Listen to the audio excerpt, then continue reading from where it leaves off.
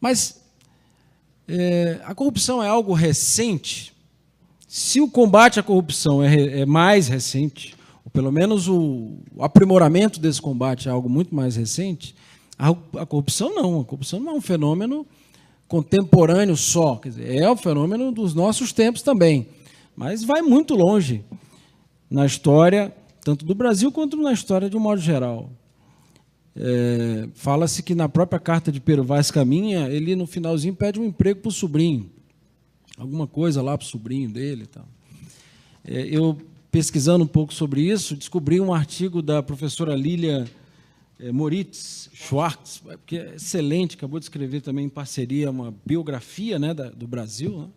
Ela tem um artigo sobre corrupção no Império, no Brasil Império, e lembra um caso curiosíssimo, que foi o caso do roubo das joias da coroa, ocorrido em 1882, já no período de declínio, né, do regime imperial brasileiro, e que teve um desfecho inusitado, né?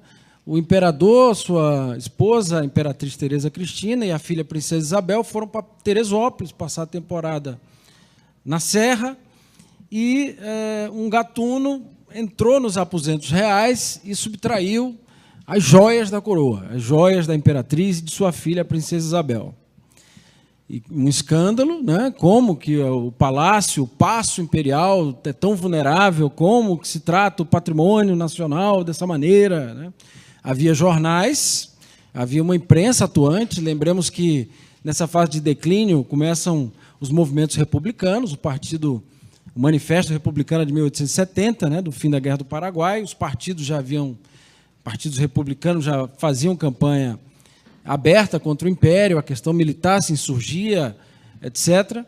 E houve um escândalo sobre esse roubo das joias da coroa. E alguns dias depois aparece uma carta anônima, a professora Lília narra, indicando o local onde estariam essas joias.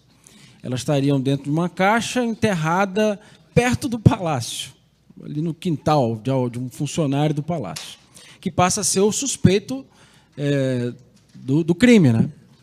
Bom, a polícia prende o cidadão, havia mais 2 funcionários do palácio que também são presos, as joias são devolvidas e o imperador decide soltar os 3 e dá comendas, títulos honoríficos para os guardas que atuaram na perseguição dos acusados e manda encerrar o assunto. A imprensa da época, a Gazeta de Notícias, sai com a matéria, nesse mesmo dia, da soltura dos presos, coisa de semanas depois, para declarar o seguinte: no Brasil não há legalidade, é uma folia organizada. Assim como as joias foram achadas num lamaçal, a justiça do Império havia sido enterrada e tudo não passava, olha a expressão, de um mar de lama. 1882. Mar de lama. Olha os elementos: funcionários públicos que se corrompem e furtam o patrimônio público, né? O julgamento ou a perseguição ocorre, a operação vai lá, prende e tal, e depois passa-se a mão, vamos dizer assim, no assunto para encerrar, ficar tudo bem.